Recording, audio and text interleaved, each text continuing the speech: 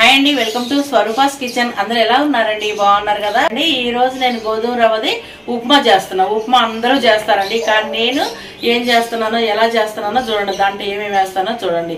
అందరు రకరకాలుగా ఐటమ్స్ వేసుకుంటారు. నేనే ఐటమ్స్ వేస్తానో చూద్దామండి.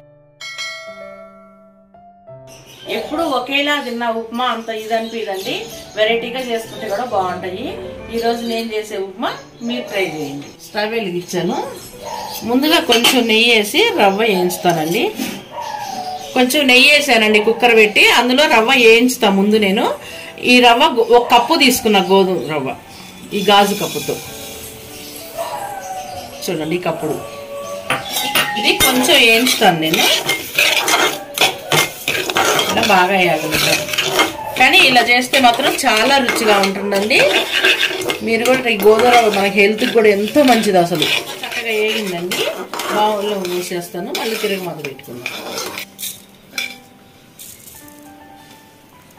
అదంతా బౌల్లో పోసి కుక్కర్ పెట్టానండి. రవ్వ అంతా తీసి ఇప్పుడు కొంచెం నెయ్యి పొట్టేస్తాను, కొంచెం నూనె వేస్తానండి తిరగమాతలో. ఆయిల్ వేడెక్కాక మనం ఆవాలు వేసానండి, జీలకర్ర వేసాను. దీనికి తిరగమాత గింజలనే ఏమి వేయనండి. అల్లం ముక్కలు వేసాను, మిరియాలు వేసానండి, జీలకర్ర ఆవాలు వేసానండి. ఇప్పుడు తిప్పుతా కొంచెం. ఇప్పుడు మనం పుదీనా వేసుకుందామండి. ఇందులో పుదీనా చాలా మంచిదండి, చాలా చాలా మంచిది. ప్రతి దాంట్లో మనం కోసి ఫ్రిడ్జ్ లో పెట్టుకొని ఏ కర్రీ చేసినా 2 ఆకులు అందులో వేసుకుంటే ఆ ఫ్లేవర్ అనేది అందులోకి వచ్చింది. మన హెల్త్కి ఎంత మంచిది. పుదీనా స్మెల్ భలే వస్తుందమ్మా అందులో. అసలు ఈ ఉప్మా కూడా చాలా రుచిగా ఉంటుందండి. నేను ఉల్లిగడ్డ వేయనండి. ప్రజలు కొంతమంది అన్నిటికీ వేసుకోవచ్చు, ఒక్కొక్క దానికి వేయనివి కూడా ఉంటాయి. వేగిపోయిందండి. ఇప్పుడు ఇందాక వేయించిన రవ్వ కూడా వేసేసా. రవ్వ కూడా వేసి తిప్పేసానండి. ఇలా వెరైటీగా ట్రై చేయొచ్చు, ఉప్మా బాగుంటది. ఇప్పుడు ఇందులో మనం ఎసురు వేసుకుందాం. ఎసురు అందరూ ముందే వేస్తారు కదమ్మా, తర్వాత వేస్తున్నానండి. కానీ ఇది రవ్వ వేయించుకొని తాలింపు వేసుకున్నాక మళ్ళీ అందులో వేసాక రవ్వలో వాటర్ కలుపు.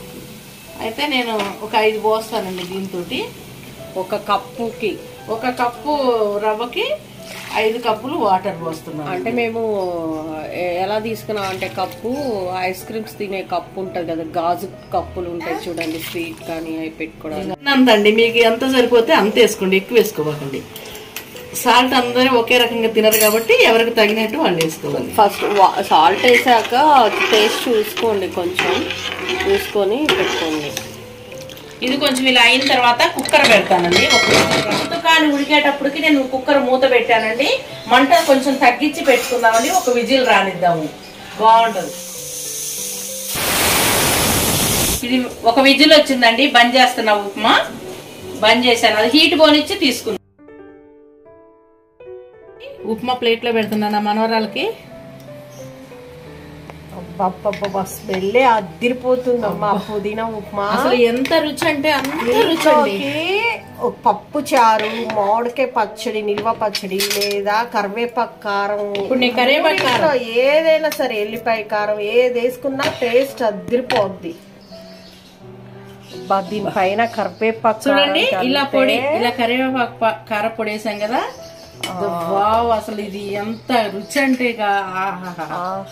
ఇది పెట్టమ్మా. చూసారు కదండి గోధుమ రవ్వ ఉప్మా ఏమేమి వేసామో, ఎలా తయారు చేసానో చూసారు కదండి. ఈ వీడియో మీకు నచ్చినట్టయితే లైక్ చేయండి, షేర్ చేయండి, సబ్స్క్రైబ్ చేయండి, బెల్ బటన్ ప్రెస్ చేయండి మర్చిపోకుండా. చేసే వాళ్ళందరికీ థ్యాంక్ యూ అండి. నాకు సపోర్ట్ చేసి ఛానల్కి సపోర్ట్ చేసే వాళ్ళందరికీ కూడా థ్యాంక్ యూ అండి. నాకు ఇలాగే సపోర్ట్ చేస్తూ ఉండండి.